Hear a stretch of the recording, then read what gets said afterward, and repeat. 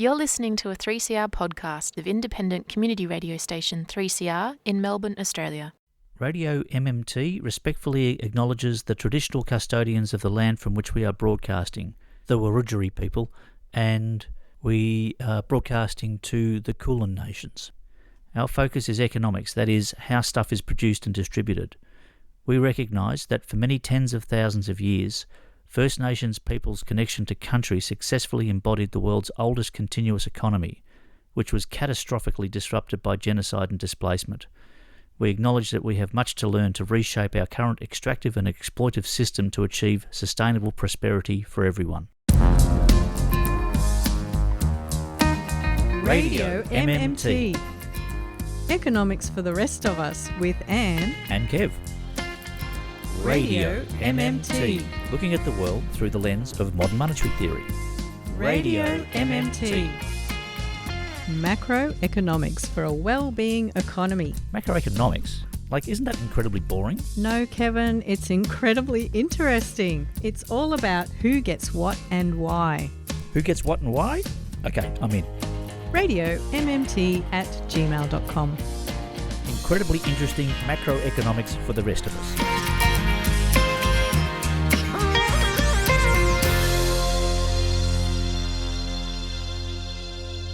Welcome to another hour of looking at the world through the lens of modern monetary theory.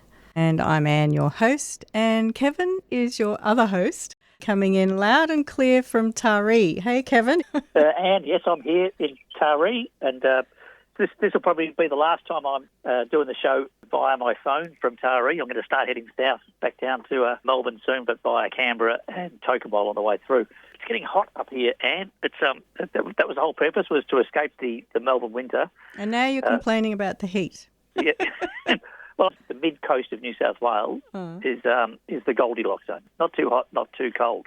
But I work physically and outdoors, and it's warm. So it's up in the 30s here at the moment. I can hear the birds. Well, I'm sitting next to the Manning River, and it's just lovely. There's so much space up here in the country, you know. In the city and everything's crowded in, but out here it's just quite lovely. Well, I'm going to meet you halfway on your way back to Melbourne because I've been thinking about our little trip up to Canberra. The pub night crowd are going to head up to Canberra. Public Money, Public Good Forum? Yep. In Canberra? Yeah, so the pub group has turned themselves into a group called Public Money, Public Good, and we will be holding a workshop, which is a half-day workshop there in Canberra on the Saturday, 1st of November, 1 to 4 p.m, and that will be at 71 Leichhardt Street, Kingston. So if you would like to know more about that event or you want to pass it on to someone you know who lives in Canberra, just head over to publicmoneypublicgood.net, that's the website, or you can search for that event on Humanitics as well. And I'll be speaking at that event. I'm going to be the techie. I'm going to be doing recording and stuff, recording this for posterity so that we can use it for our future shows, which would be good. Hey, I'll tell you something which I've been figuring out while I've been here in Taree. It's good living in different places and the rest of it. So Taree is a country town, and these are national voters up here. This is National Party stronghold. And I've been in Taree for a few months now, and I really like the people in Taree. They're lovely people. But there's racism everywhere. I've certainly come across a lot of racism in Melbourne when I've been door knocking for elections in the past. You know, you speak to somebody and you're talking to them, and then it just pops out. You know, so many immigrants here, it's making life hard for us. And for me, it's always been like a challenge to think about. Well, how do you approach somebody who's like this? Because some of the people that I'm dealing with here, I've become friends with. You know, and they're nice people, they're good people, but they continue this line. And so how do you reconcile that? Well, okay, so I had somebody the other night, and they said, how you going, blah, blah, blah, it's a great place, rah, rah, rah, a pity about all the Muslims. And I'm going, well, what's the issue with the Muslims? And he goes, they're coming in here, and, there's not enough jobs, and it's hard enough as it is. So I said to him, and I'm trying to practice as I go along, I said, I don't think they're the issue, mate. I said, the issue is we've got half the world's wealth held by 1% of the population. If they shared their stuff more, well, these immigrants might need to have to come here to find a better way to live. But if they did, we'd probably be so well off that we wouldn't worry anyway. But there'd be plenty to go around. And how does that go down?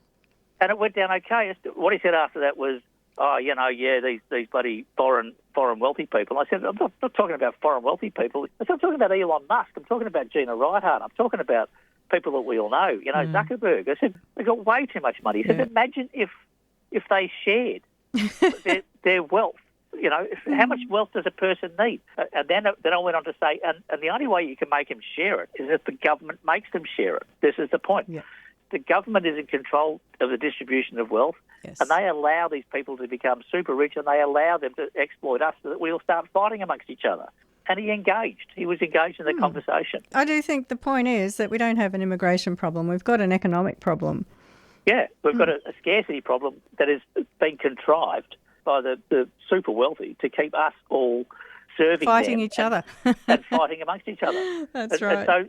And so all these good old boys and the rednecks and the rest of it, they're good people. They're Christians, they've just got their causality a bit askew. Well, they've been fed this propaganda. This is a strategy that's been used by the wealthy for decades, is to get us all fighting over the scraps. You're a great model for reaching out across the divide there, Kev. Well, I'm rowing with these people. I'm working with these people. And so rather than get into a fight with them, I'm trying to divert their minds back to the real cause of this. Speaking of diverting minds, Kev. Yep. Have I been ranting for too long? I was going to say that today, this episode, we have got a first for Radio MMT. And that is that we've got our very first guest interviewer in the form of James Rosier. Our roving reporter. We've got a roving reporter finally. Excellent. So James has appeared on Radio MMT before as a guest, and that was in our episodes 36 and 47, which you can go back and have a listen to wherever you get your podcasts. But today, James is going to be speaking with Marcus Champ. Now, they're both graduate level students of the Economics of Sustainability course, which is offered by Modern Money Lab via Torrens University. And you can find out more about that course at modernmoneylab.org.au. But it's all about transition, Kev. It's all about making this just transition from our current extractive, exploitative, civilization-threatening, biosphere-destroying fossil fuel economy to a post-carbon, degrowing, circular economy that sits within planetary boundaries and leaves no one behind. So how are we going to make this radical change to our economy? And I think radical change is probably one of the scariest phrases in the English language. But the thing is, we heard in our previous episode of Radio MMT, we got a big hint from Colin Long, who's a Just Transitions organiser at Victorian Trades Hall Council. And he and other speakers at the New Economic Vision Forum were talking about if you combine a job guarantee with a 4-day working week, you'll be headed in the right direction. But also, you might get a campaign that maybe the folk up in Taree, Kev, could get behind. Yeah. But as you and I were talking about after that episode, while something like a job guarantee is essential to a wellbeing economy, it's not the only tool that the government has in its toolbox. So if we want to totally transform our production and our consumption, you might be wondering, well, what are these other tools and how do we know whether they'll work? And these are the big questions that we will be looking at with James and Marcus. And I believe it was as a part of their coursework that Marcus took the lead on exploring what governments have done in recent history when they have been faced with steering the nation through an existential crisis of similar magnitude. And of course, that crisis was a global war. So let's hear from James and Marcus.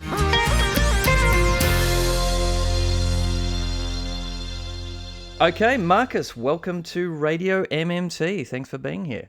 Thanks, James. It's always exciting to be part of Radio MMT. The crew there are fantastic. Now, Marcus, today we're going to be talking about the wartime economies, specifically World War II, and with a focus on the Allies' side.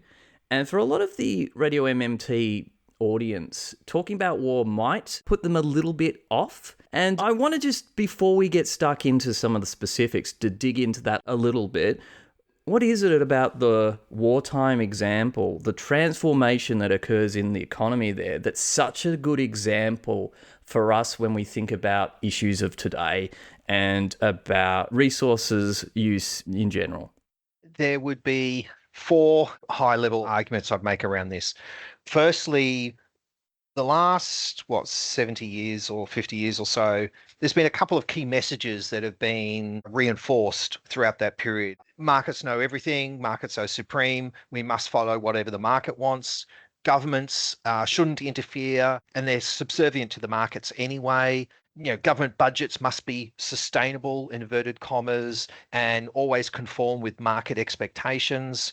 That inflation is always a monetary problem, that states in general are subservient to the markets and should do what the markets want, and that's how you get the best outcomes. During the war period, it was done in a completely different way, and sort of it draws from history to say, there are other ways that this could be done, and that we should look beyond the propaganda as to what's real and what's not. So that's one aspect. Another one is that the war period, especially from an economics viewpoint, money was secondary to the resources. And just like with modern monetary theory is very strong, obviously, around focusing on, fundamentally, it's all about resources. I mean, another aspect is around that, over the decades, there's been a very distinct ratcheting down as to what governments can actually do. Not only governments shouldn't be interfering, but they're not very good at anything anyway, and whatever they do will always fail. To wrap it all around as well, here is a distinct period that was an existential crisis to our very existence in a number of different ways.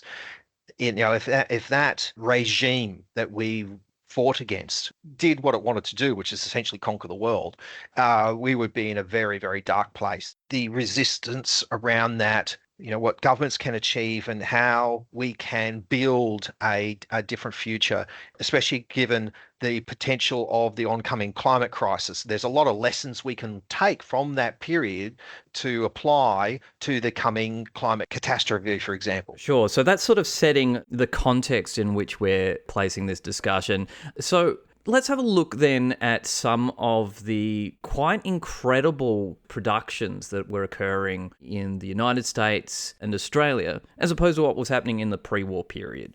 Let's take, for example, on the Allied side, the US economy, for example, over that 1940 to 1945 period, we're talking about an 85% increase in GDP over that period. A phenomenal amount of growth that today would just be, people would say that's not possible or unbelievable. Russia, now they had lots of other challenges, obviously, because after they had the Germany invaded, they lost a significant chunk of their GDP. It'd be estimated around about the 40% mark was behind enemy line, but even they grew roughly by 10%. The United Kingdom, they had different sets of challenges, but even they grew over that period by around about 20%. Australia, I'll give some other figures around Australia a bit later as to some of the economic achievements that were achieved there. But again, that was a very big growth over that period. And of course, on the access side, to put it into some sort of perspective, each of the major combatants, like Japan, Germany, Italy, their GDP was, we're talking levels of reduction comparable, if not greater, than the Great Depression. Obviously that they were eventually crushed. But if you look at the armed forces growth over that period, and obviously the Axis started off with a major advantage because they planned for the war and they had already put in essentially 10 years of preparation for it. Looking at the United States, for example, their military before 1940 was a minnow.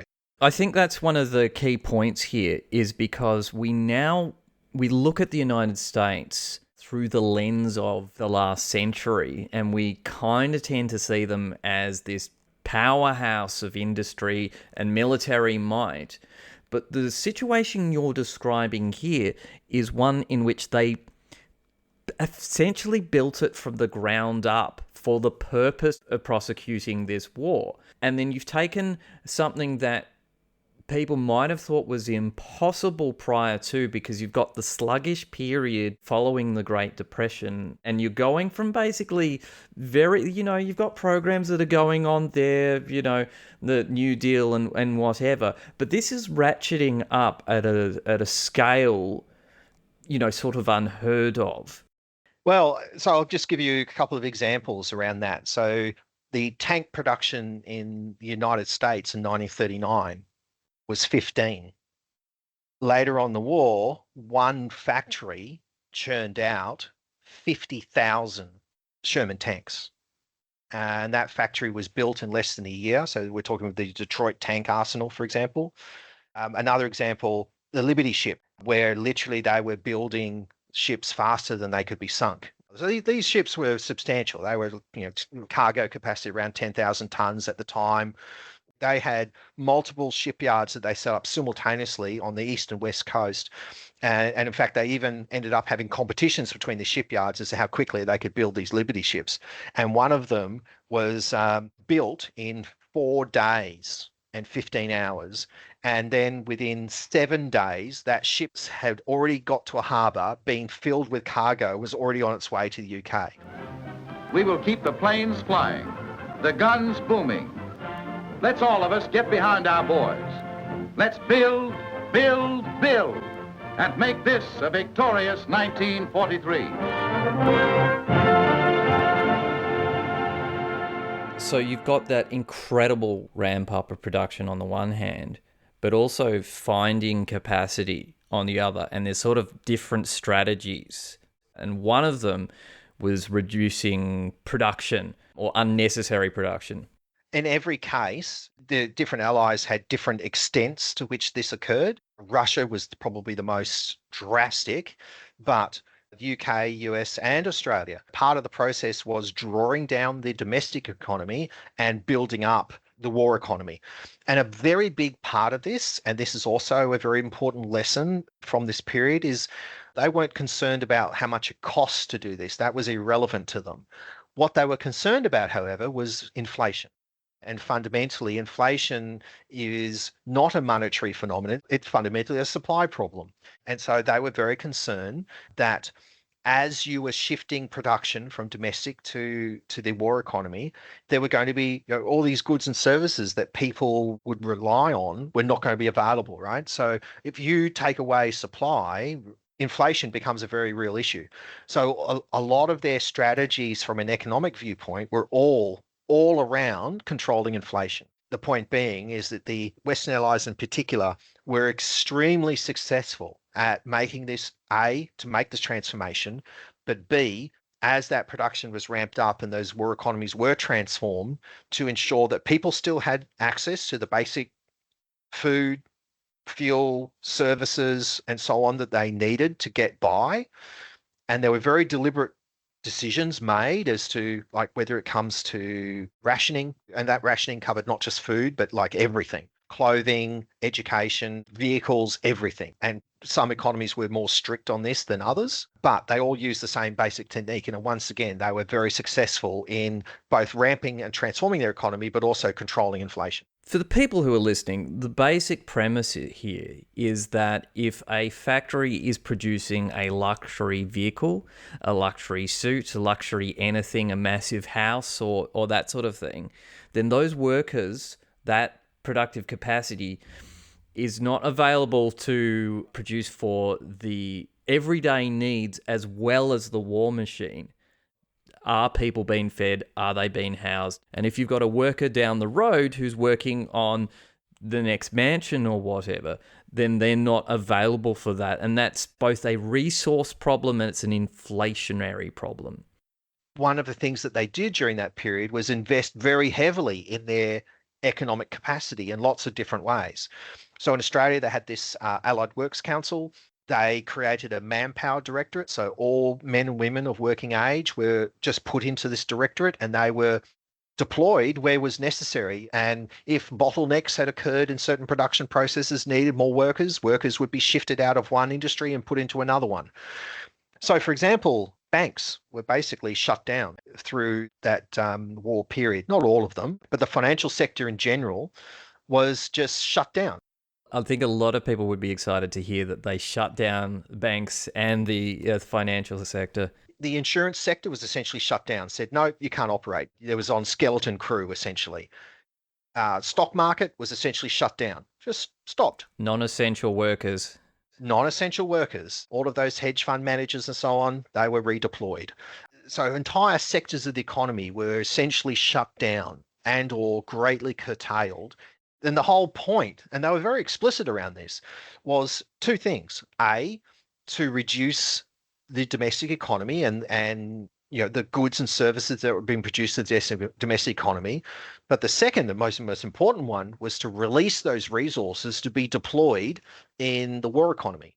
So they set up studies and identified essential industries, so munitions, medical supplies, food, and all the sorts of things, all under sort of those essential industries. Workers were unable to leave. They couldn't be dismissed, couldn't leave. And unprotected industries, not only were they stopped, they were literally made illegal to even recruit. There were also very strong agreements with unions and bringing women into the workforce. In a time of crisis, those social norms and so on at the time were also either shifted, moved, or if they needed those resources, they went out of their way to get them. So here's some other couple of examples.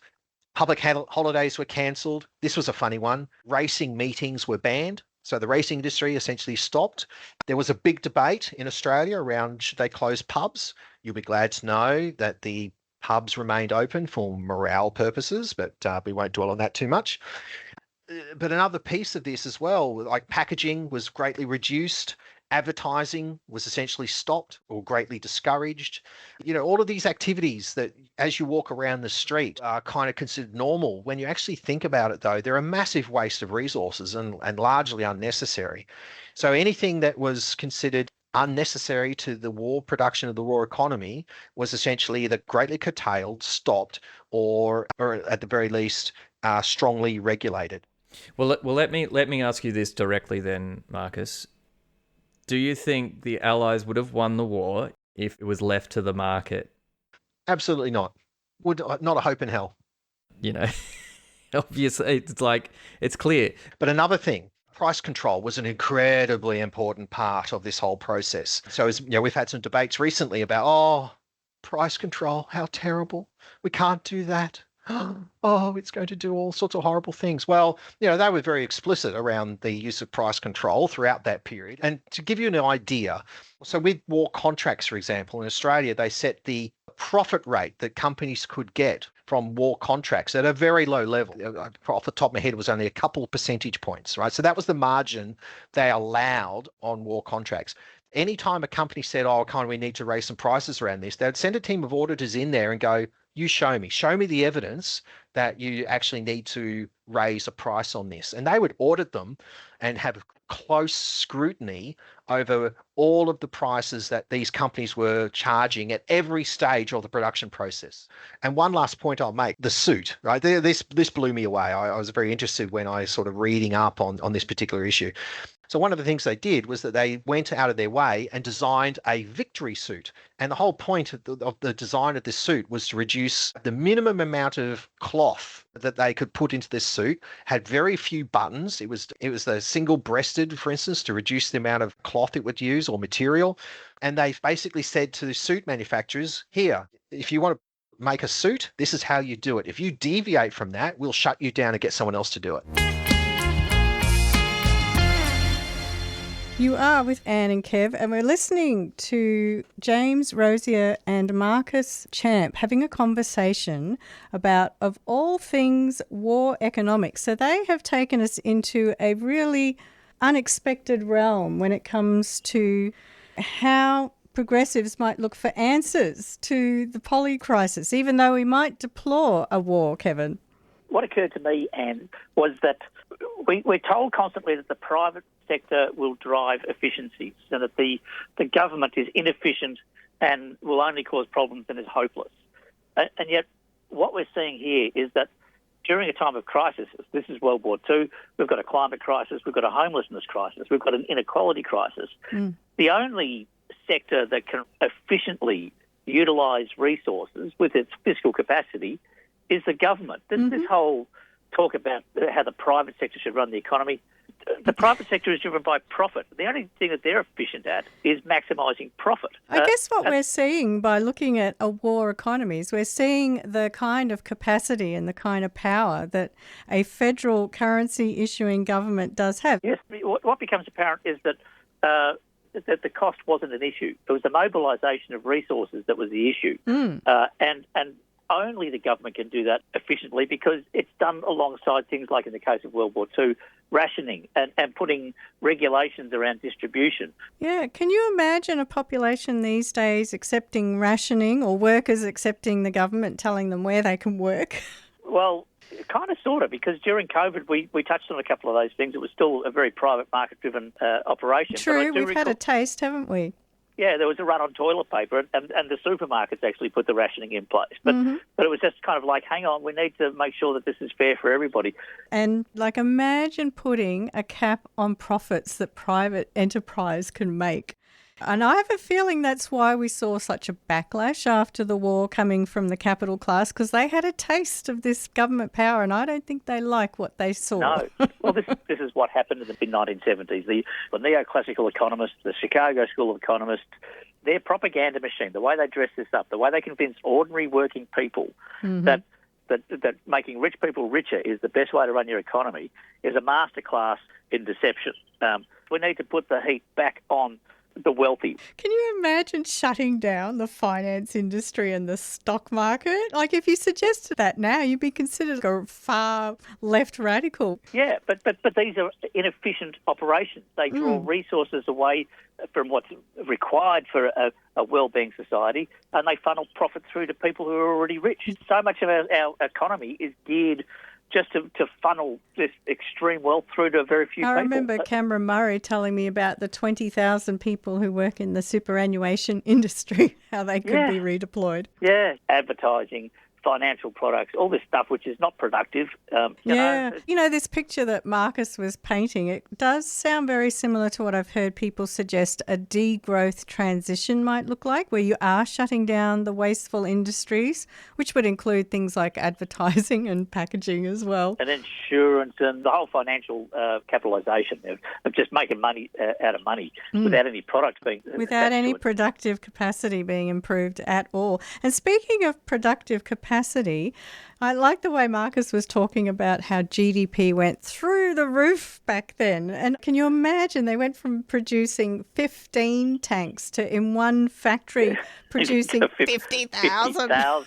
They built a ship in 4 days and had it on the water by the end of the week, Incredible. And Marcus was mentioning that America's GDP grew by 85% over that 4-year period. What that meant was that in some years it was nearly a 20% growth. Now, you compare that with what's been going on in Australia in the past 30 years, and we have not seen a GDP growth more than 5% in any 1 year. Yeah. The wartime growth might be a bit more comparable to China, because China has had some years where they're around 14%, but even so, it's not nearly like it was in World War II.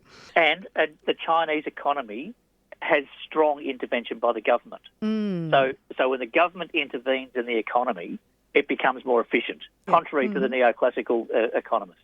And of course, we wouldn't say that GDP is a measure of well-being, but it's a good indicator of how you can ramp up activity. And the government, it's really directing what activity by how it targets the spending. So if we want to do climate mitigation and climate adaptation, we could be doing it really rapidly in the way the scientists are calling for, if they're calling for net zero by 2035 versus, the government saying 2050. Yeah. So if you look at this wartime economy, you can see that things can change so rapidly. Yeah, I've heard Bill Mitchell talking about a market-driven solution to the climate crisis, and he just thinks that's a load of rubbish. Like, if you can make, renewables more commercially enticing than fossil fuels, then that's the way to solve the problem. I mean, it's better than nothing, but it's not going to be anywhere near as efficient that if you have a government stepping in and saying, this needs to be done, this is a crisis, it's an emergency, we need to take the following measures. If you want it done quickly and efficiently, you need the government to have a heavy presence in that transition. If it's driven by profit is always going to corrupt the output. A lot of resources are going to go towards making rich people richer. There are many ways that you can keep up to date with 3CR news, events and programs. The 3CR website is a great spot to catch all your shows via audio on demand or scroll through our range of podcasts. It's also where you can sign up to our monthly newsletter, buy yourself a new t-shirt, or check out archival audio from past broadcasts. Of course, we're also on Twitter @3CR and Instagram @3CR Melbourne.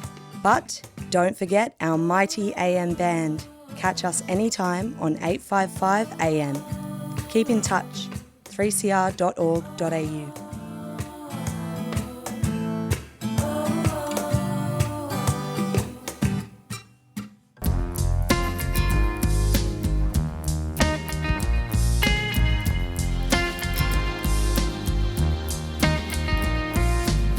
You're with Anne and Kev on Radio MMT.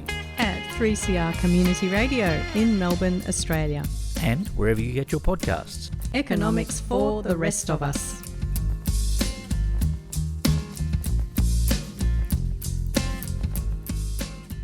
Let's hear more from James and Marcus.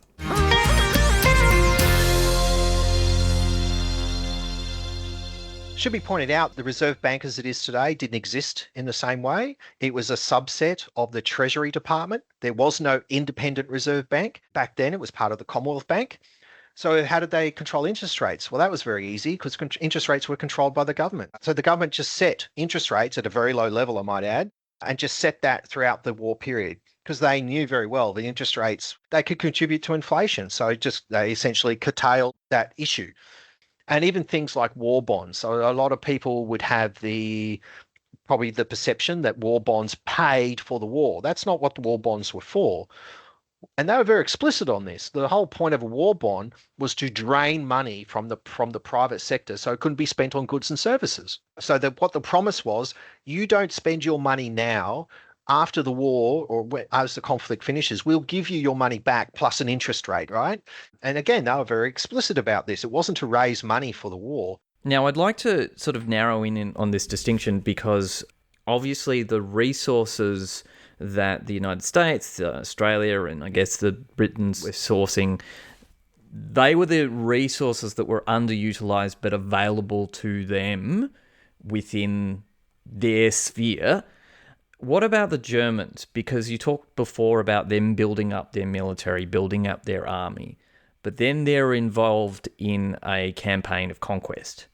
So they're expanding the amount of resources available to them by essentially taking them over. Yeah, and look, this was a big concern, especially after the fall of France. The planners in the UK were very concerned as to how Germany was going to harness all these resources in countries that conquered.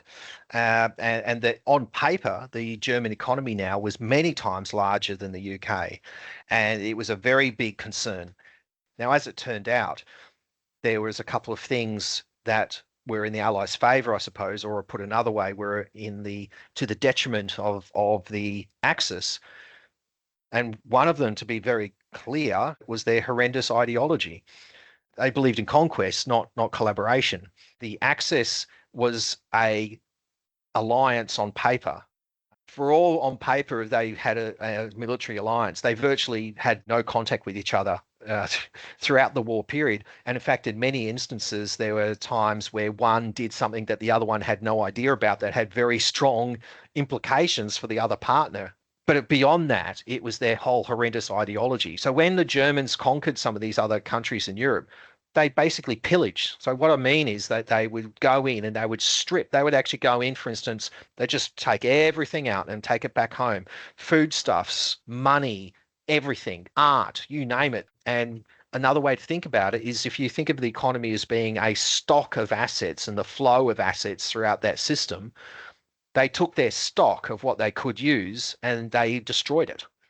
If you've chopped down all your trees, good luck getting timber in the future, right? So they essentially chopped down all the trees and then were not able to utilize those resources to harness. But on top of that, of course, it wasn't just the resources they destroyed, it was the relationships with the people of all these conquered territories. And then the German economy largely kept running on slave labor, and that's not a very good, not a very efficient or effective way to run an economy. This is particularly interesting to me because in my studies of Cambodia, I see a very analogous situation where even though they're coming from a theoretically very different ideological bent, you have a central authority that is willing to exploit both the environment significantly and then degrade significant portions of the population through murder, starvation, forced labor.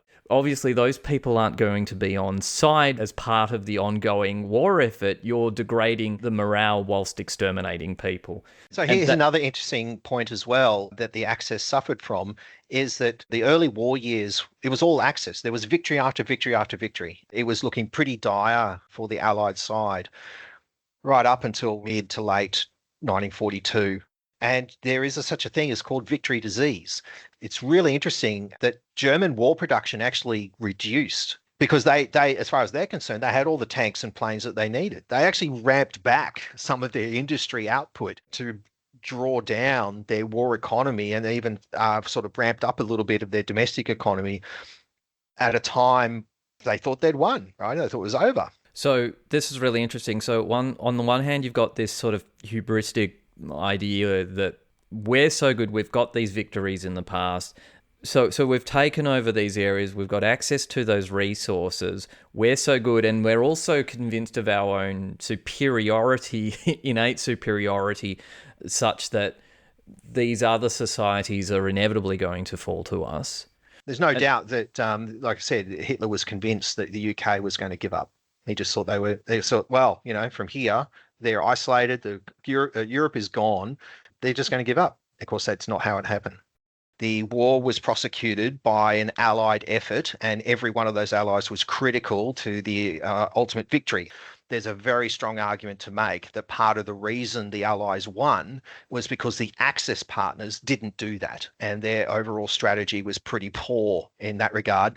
Very thankful for that, I might add. So essentially you're looking at a cooperative approach amongst the Allies, effectively going, let's fight for every inch we have, let's fight for every inch of underutilized capacity that we have and see how much extra capacity we can create. There'll be a hot time in the town of Berlin when the Yanks go marching in. Lend Uncle Sam a dime to win this war, and he'll pay you back with interest when he's won it. Sign up for this simple savings plan today, and when victory comes, you'll have war bonds in your pockets instead of Axis bonds on your wrists. Sure, you've bought bonds and stamps, but when you buy this week, mark in your memory they're bonds of vengeance. Bonds are our weapons. Stop on the way out. You want to say what's in your heart? Say it with bonds.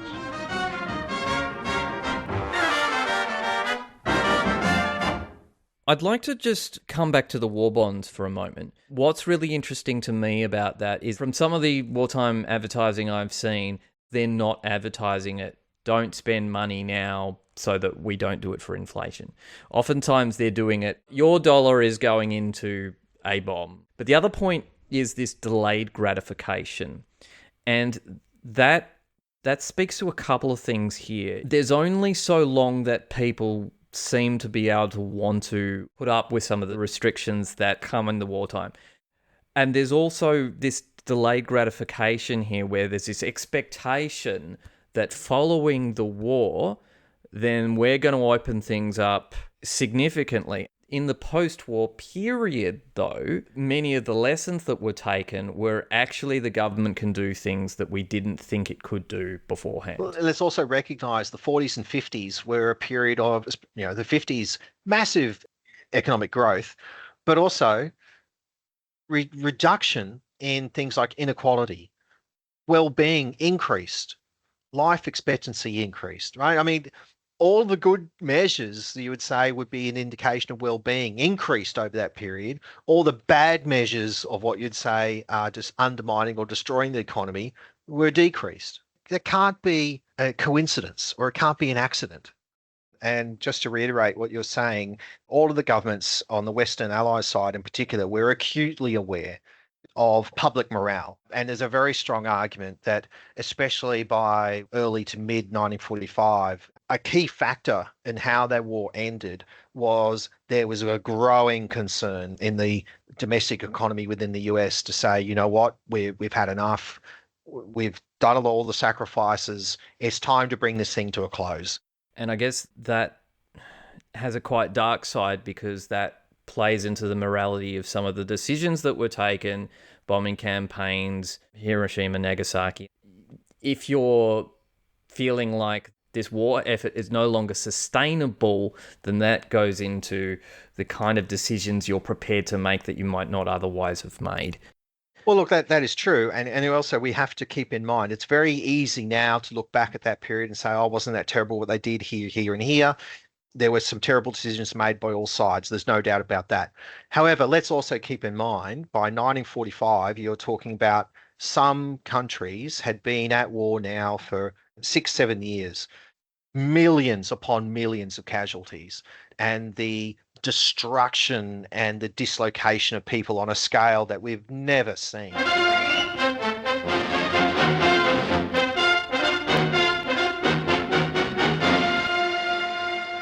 This perspective on World War II and the huge transformation in the economy gives us a lot of lessons about the way we can look at oncoming crises, particularly the climate crisis, but it doesn't map on perfectly.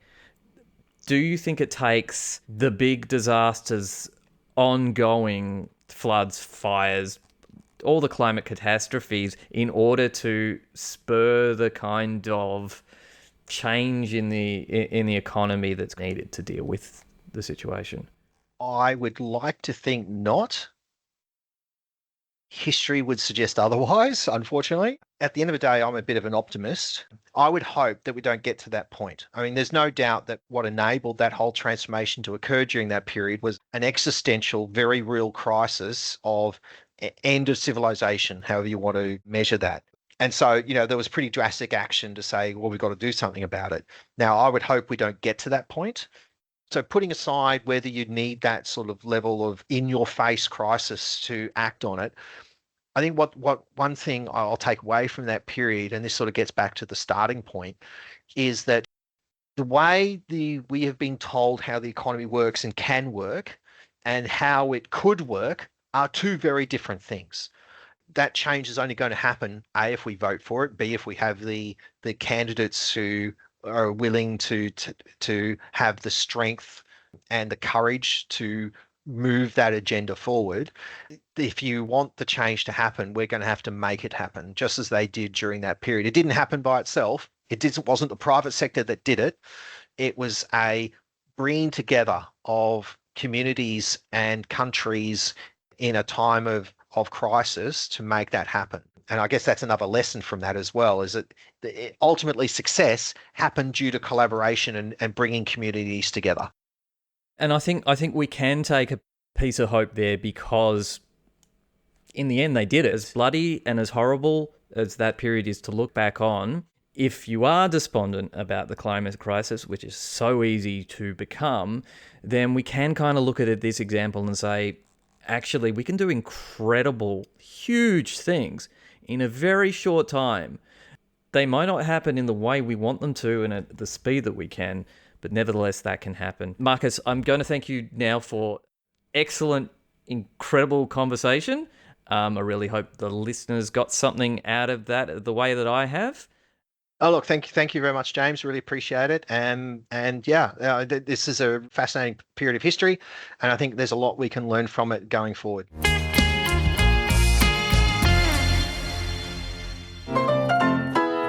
You're listening to 3CR 855 AM on digital and on the internet. www.3cr.org.au. There's two capacities that the government has, the capacity to regulate and the capacity to spend money. And so the market needs to be regulated and contained, and then the spending capacity needs to be targeted. And it could be done, the turnaround, I think, could be done within years. Well, Yes, but like probably quicker than that, because we see in crises like the pandemic and World War II, it's not a turnaround in years, it's a turnaround in weeks and months. Things can happen very quickly, but only with government intervention. You need to have not a market-driven solution. The government needs to be heavily involved, and you need a government that is reflective of the population that it's representing. Yeah, and as we say, it is the currency issuing government, which is, of course, usually the federal government that has this capacity. So it kind of makes sense that when you're in a crisis, you don't want to be messing around with these unrealistic, self-serving, pie-in-the-sky economic ideologies that are currently used by our Reserve Bank and are currently used by our Treasury and our Parliament, which is why you need to get your local MP to our workshop in Canberra so they can hear about these ideas. Absolutely, yeah. Yeah, so it's interesting how the government currently, they're still too influenced by this rotten neoliberal economics, this free market ideology that has us believe the government doesn't have these capacities, and that's their way to justify, the 10% of the people taking 90% of the wealth. No, 1% of the people. Who knows what it is? The propaganda machine of the neoclassical mob is astounding when you look at it, because they've sold this to ordinary people, ordinary working people, which is the vast majority of the population, are the people that are suffering under the system that they're subjected to, and yet they support it because the propaganda has been so effective. And we on the progressive left, how do we frame our message to win back what should be our natural base? These are our people, and it kind of goes back to the conversation I was having at the beginning of the show. They're good people, but they've been influenced, and there needs to be a credible counter-argument to get them to realise what's right there in front of them. I kind of think we need we need Rosie the Riveter to become Rosie the Treasurer. She can make some sensible decisions. Well, thanks again to our friends of the show, Kevin, Marcus Champ and James Rosier. Yeah, they were fantastic to have James on board interviewing Marcus and the rest of it. Yes, and both those guys will be speaking at the workshop in Canberra if you'd like to hear more from them. And, of course, that workshop is hosted by our pub night group, Kev, Public Money, Public Good. Yep. But in the meantime, we do have to make way for Mafalda. So thanks again, Kev, for beaming in from Taree. Thanks for putting up with my sub-quality audio via a phone, and see you on Saturday the 1st of November for Public Money, Public Good. Look it up on the internet. Catch you then, Anne. Bye-bye.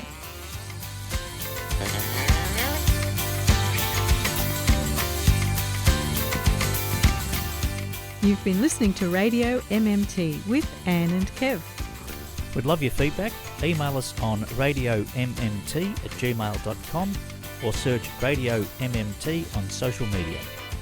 Listen to this show anytime wherever you get your podcasts or on 3cr.org.au/Radio MMT. Support this show and the station by subscribing to 3cr.org.au and mention Radio MMT. We thank all our guests. And we thank economist Professor Bill Mitchell and his mmted.org, educating the masses on modern monetary theory. And thank you to our listeners for listening. And I thank you, Kevin. And I thank you, Anne. So what's planned for next week? Kevin, there is still so much to talk about. We've got to expose all this rotten economics. Well, that's good, and I get it. Do you reckon we could use a bit more music? Well, I made a list of all these terrible economic theories. Like, I've heard of the theory of comparative advantage, or the quantity theory of money, or the loanable funds theory. Have you heard of a band called Single Gun Theory? Like, they're a really good band. I'm sure there's a whole range of, macroeconomic music that I could bring into the show. Yeah, but we really need to do marginal productivity theory, not to mention the natural rate of unemployment and the money multiplier. You've got a pretty good singing voice. I play bass. Bill, he plays guitar. I reckon we could form a macroeconomics band. We could deliver this whole message by music. Well, we could call the band the Permanent Income Hypothesis, or the Ricardian Equivalence, or Rational Expectations. I think we're onto something here. We're trying to make macroeconomics more interesting to the masses. We're going to form this band and sing it to them. And we're going to bring the economists in. We're going to get musical. You've been listening to a 3CR podcast produced in the studios of independent community radio station 3CR in Melbourne, Australia. For more information, go to allthews.3cr.org.au.